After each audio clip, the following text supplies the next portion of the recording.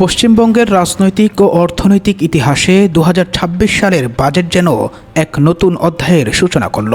দীর্ঘদিনের হতাশা, অর্থনৈতিক অনিশ্চয়তা এবং উন্নয়নের অপেক্ষার মাঝে এই বাজেট মানুষের মনে নতুন আশার সঞ্চার করেছে। মুখ্যমন্ত্রী শুভেন্দু অধিকারীর নেতৃত্বে অর্থমন্ত্রী ডক্টর স্বপন দাশগুপ্ত যে ৪,৩৮,০০০ কোটি টাকার বিশাল বাজেট পেশ করেছেন, তা শুধুমাত্র একটি আর্থিক নথি নয়, এ যেন নতুন বাংলার স্বপ্ন বাস্তবায়নের এক সুদূর প্রসারী পরিকল্পনা। এই বাজেটের প্রতিটি সিদ্ধান্তে ফুটে উঠেছে পরিবর্তনের ইঙ্গিত। সরকার দেখিয়ে দিয়েছে শুধু প্রতিশ্রুতির রাজনীতি নয়, বাস্তব কাজের মাধ্যমে মানুষের আস্থা কিভাবে অর্জন করা যায়। প্রিয় দর্শক, ভিডিওটি অবশ্যই শেষ পর্যন্ত দেখবেন।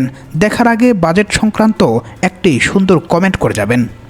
বছরের পর বছর ধরে বকেয়া মহার্ঘ ভাতা ডিএ নিয়ে যে ক্ষোভ ও হতাশা জমেছিল, ২০২৬ সালের বাজেটে সেই অধ্যায়ের অবসানের বার্তা এসেছে।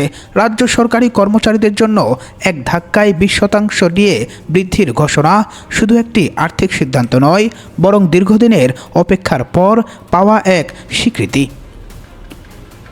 মুখ্যমন্ত্রী শুভেন্দু অধিকারীর এই পদক্ষেপ সরকারি কর্মীদের মনে নতুন উদ্যম তৈরি করেছে। যারা প্রশাসনের চাকা সচল রাখেন, তাদের প্রতি সরকারের এই মনোভাব কর্মক্ষেত্রে আস্থা ও দায়িত্ববোধ আরও বাড়াবে। কেন্দ্র ও রাজ্যের ব্যবধান কমানোর এই উদ্যোগ সরকারের বিশ্বাসযোগ্যতাকে নতুন উচ্চতায় নিয়ে গেছে। একটি রাজ্যের ভবিষ্যৎ নির্ভর করে তার তরুণ প্রজন্মের ওপর। সেই বাস্তবতাকেই সামনে রেখে বাজেটে চালু করা হয়েছে ভরসা কর্মসূচি, যা বেকার যুবকদের জন্য এক নতুন আশার দরজা খুলে দিয়েছে। স্নাতক পাস যুবকদের মাসে ৩,০০০ টাকা এবং অন্যদের জন্য ২,০০০ টাকার সহায়তা কর্মসংস্থানের অপেক্ষার সময় তাদের পাশে থাকার বার্তা দিয়েছে। শুধু আর্থিক সহায়তা নয়, ১ লক্ষ স্থায়ী কর্মী নিয়োগের ঘোষণাও তরুণদের মধ্যে নতুন আত্মবিশ্বাস তৈরি করেছে। দীর্ঘদিনের অনিশ্চয়তার জায়গায় এসেছে সম্ভাবনার নতুন আলো। এই উদ্যোগ প্রমাণ করে সরকার যুব সমাজকে ভবিষ্যতের শক্তি হিসাবে গুরুত্ব দিচ্ছে। একটি সমাজ তখনই এগিয়ে যায় যখন নারীরা এগিয়ে যাওয়ার সুযোগ পায়। ২০২৬ সালের বাজেটে নারী ক্ষমতায়নের ওপর বিশেষ গুরুত্ব দিয়ে অন্নপূর্ণা যোজনা, পিঙ্ক কার্ডের মাধ্যমে বিনামূল্যে বাস পরিষেবা এবং বিভিন্ন সামাজিক নিরাপত্তামূলক প্রকল্প ঘোষণা করা হয়েছে। গর্ভবতী মায়েদের জন্য ২১,০০০ টাকার সহায়তা, পুষ্টি কিট এবং ছাত্রীদের উচ্চশিক্ষার জন্য এককালীন ৫০,০০০ টাকার উদ্যোগ নারী উন্নয়নের ক্ষেত্রে বড় পদক্ষেপ হিসেবে দেখা হচ্ছে। শহর থেকে গ্রাম, সব জায়গার নারীদের আত্মনির্ভরতার পথে এগিয়ে নিতে এই প্রকল্পগুলো গুরুত্বপূর্ণ ভূমিকা রাখবে বলে মনে করছেন রাজনৈতিক বিশ্লেষকরা।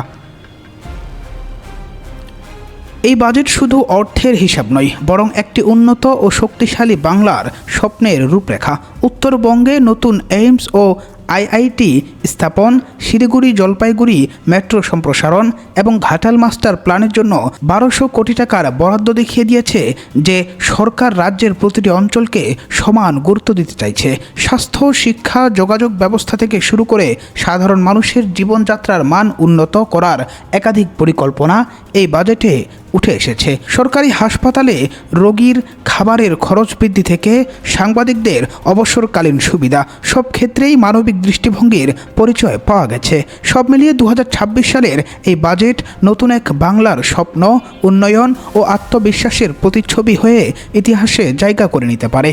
দীর্ঘদিন ধরে শিল্পায়ন ও কর্মসংস্থান নিয়ে যে প্রশ্ন উঠেছিল, ২০২৬ সালের বাজেটে সেই জায়গায় নতুন বার্তা দিয়েছে রাজ্য সরকার। মুখ্যমন্ত্রী শুভেন্দু অধিকারীর নেতৃত্বে নতুন শিল্পনীতি, বিনিয়োগ বান্ধব পরিবেশ তৈরি এবং পরিকাঠামো উন্নয়নের ওপর বিশেষ গুরুত্ব দেওয়া হয়েছে। এই উদ্যোগের লক্ষ্য শুধু বড় শিল্পপতিদের আকৃষ্ট করা নয়, বরং বাংলার যুব সমাজের জন্য নতুন কর্মসংস্থানের পথ তৈরি করা। বাজেটে শিল্পক্ষেত্রে স্বচ্ছতা, সহজ ব্যবসা ব্যবস্থা এবং উন্নত যোগাযোগ পরিকাঠামোর ওপর জোর দেওয়া হয়েছে।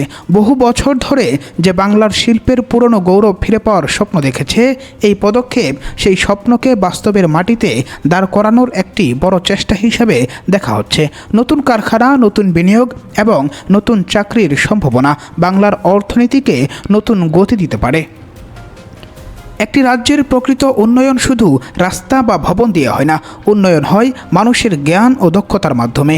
এই চিন্তাকে সামনে রেখে 2026 সালের বাজেটে শিক্ষা, প্রযুক্তি এবং উচ্চশিক্ষার বিস্তারের উপর বিশেষ নজর দেওয়া হয়েছে।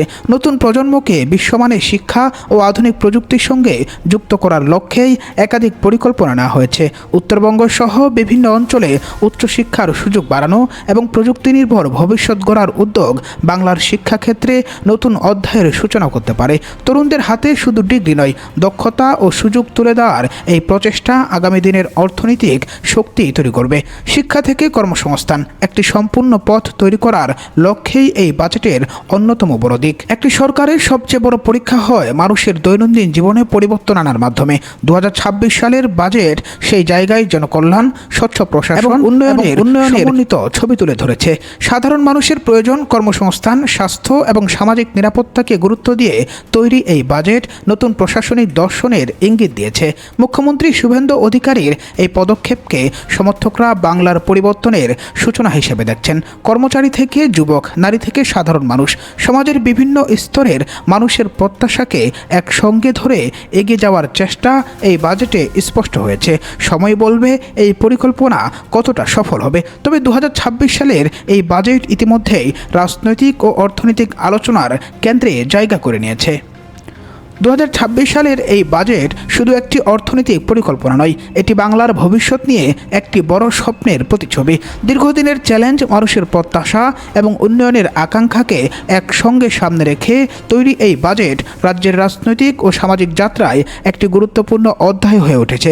মুখ্যমন্ত্রী শুভেন্দু অধিকারীর নেতৃত্বে নেওয়া একাধিক পদক্ষেপ সরকারি কর্মচারীদের স্বস্তি, যুব সমাজের জন্য কর্মসংস্থানের আশা, নারীদের ক্ষমতায়ন এবং শিল্প ও পরিকাঠামো উন্নয়নের পরিকল্পনা সব মিলিয়ে একটি নতুন দিশার বার্তা দিয়েছে। তবে যে কোনো পরিকল্পনার প্রকৃত সাফল্য নির্ভর করে তার বাস্তবায়নের উপর। আগামী দিনেই বোঝা যাবে এই বাজেট মানুষের জীবনে কতটা পরিবর্তন আনতে পারে। কিন্তু একটি বিষয় সুস্পষ্ট, 2026 সালের এই বাজেট বাংলার রাজনীতিতে উন্নয়ন, আস্থা ও নতুন সম্ভাবনার এক নতুন অধ্যায়ের সূচনা করেছে বলে মনে করছেন অনেকেই।